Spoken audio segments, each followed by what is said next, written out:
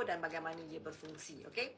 Sebenarnya cerita Shirutto ni bermula pada tahun 2011 ya.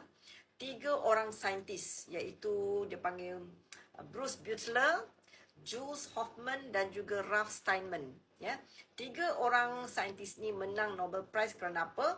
Kajian yang menunjukkan satu bahan yang dipanggil IPPA1, okey, yang sangat penting dia digunakan untuk improve kita punya immune system dengan cara mengaktifkan makrofaj. Itu 3 orang dah menang Nobel Prize.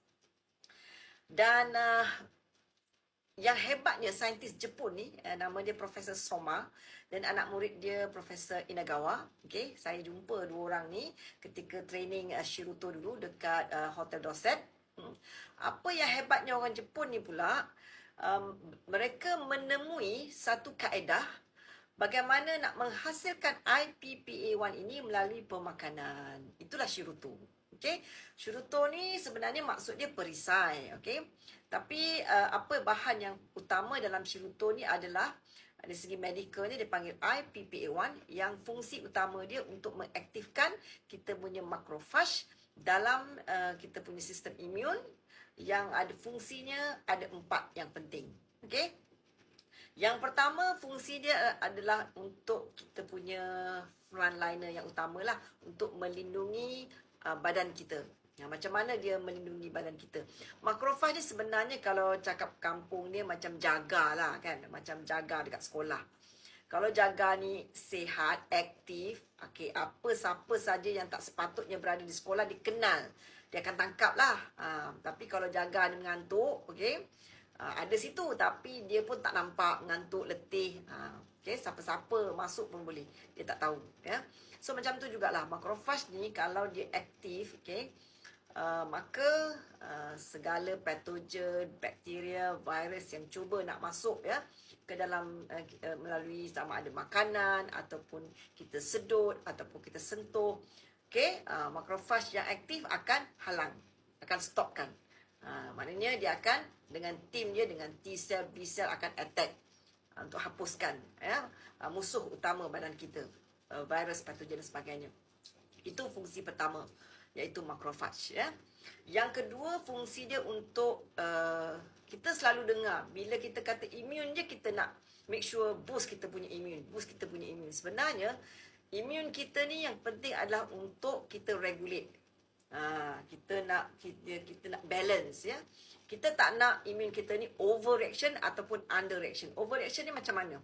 Contohnya ya, kita punya makrofaj patutnya kita dah cukup dah, kita dah stop dah untuk kita bunuh misalnya musuh kan.